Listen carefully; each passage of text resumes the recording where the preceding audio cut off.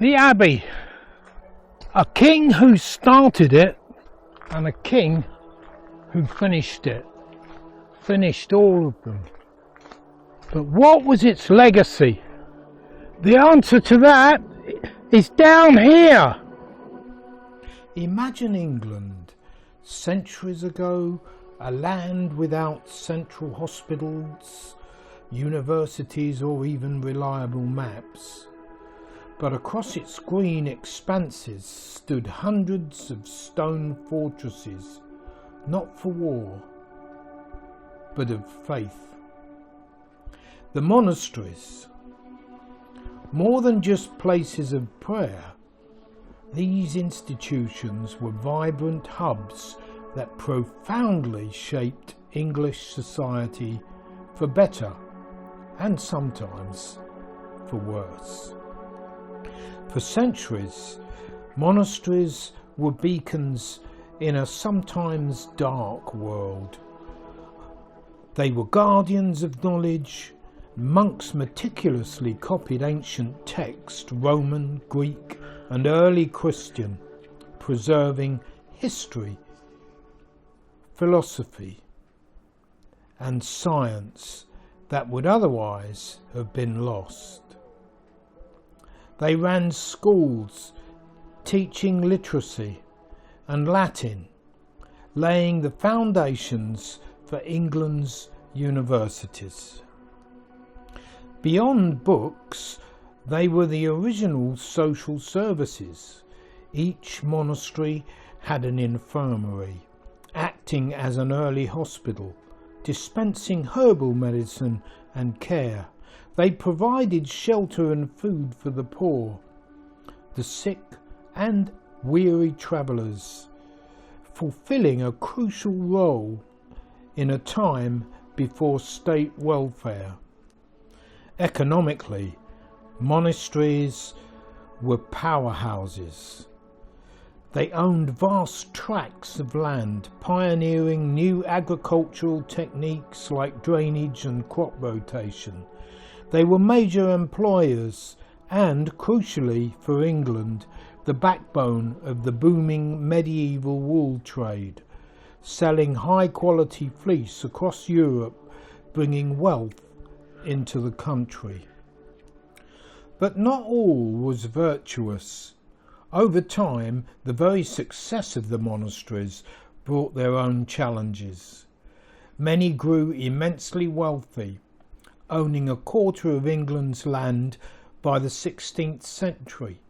This wealth often led to accusations of corruption and spiritual complacency. Some abbots lived like princes, neglecting their monastic vows. There were instances of monks straying from their duties, and the monasteries' vast resources were sometimes seen as hoarded rather than effectively distributed. Their political influence also grew, sometimes clashing with the crown and local lords, creating a tension that would eventually reach a breaking point. Ultimately, the monasteries were dissolved by Henry VIII in the 1530s, a seismic event that reshaped England forever. But their legacy is undeniable. They were the custodians of culture, the pioneers of welfare, and the engines of economic growth for centuries. While not without their flaws, the contributions of England's monasteries continued to echo through our institutions, our landscapes, and our very understanding of what it means to build a society. They were truly the unsung founders of so much of what we recognise as England today. Abbeys ruined, in ruins, all over England. But why? That's the big question. For what reason?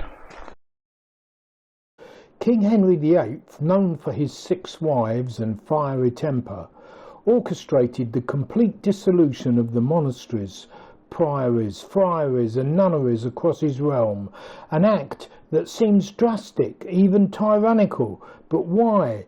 What drove this monumental decision? At its heart, the primary trigger was Henry's desperate need for a male heir, and his great matter, his desire for an annulment from Catherine of Aragon. When the Pope refused, Henry made a monumental break with Rome, declaring himself the supreme head of the Church of England through the Act of Supremacy in 1534. The monasteries, however, were ancient institutions, historically loyal to the Pope, and symbols of papal authority within England. They represented a competing power structure and a constant reminder of the spiritual allegiance Henry was now trying to sever. To consolidate his newfound religious authority, these papal strongholds had to go. But the problem wasn't just about power and prayer. It was profoundly about money. Henry VIII was frankly broke. His lavish court, ambitious building projects and costly wars with France and Scotland had emptied the royal treasury. The monasteries, over the centuries, had amassed immense wealth. Dissolving them presented an unprecedented opportunity to refill the king's coffers. The crown seized their lands, valuables and income, providing a massive financial windfall that funded Henry's government, military ambitions and personal extravagance for years to come. So Henry VIII dissolved the monasteries for a complex web of reasons: his personal desire for a legitimate heir, his desperate need for money, his ambition to centralise power under the crown, and the convenient moral justification that painted the monks as corrupt. It was an act that reshaped England's landscape, economy and religious identity forever. Such a wonderful legacy, and such a shame that the buildings weren't just left. Henry VIII wasn't satisfied with just getting the monks away and closing down the abbeys. He had to destroy them all, which is a shame. Anyway, if you enjoyed the video, would you please do the usual, give it a thumbs up, and I will see you in another video. So stay safe.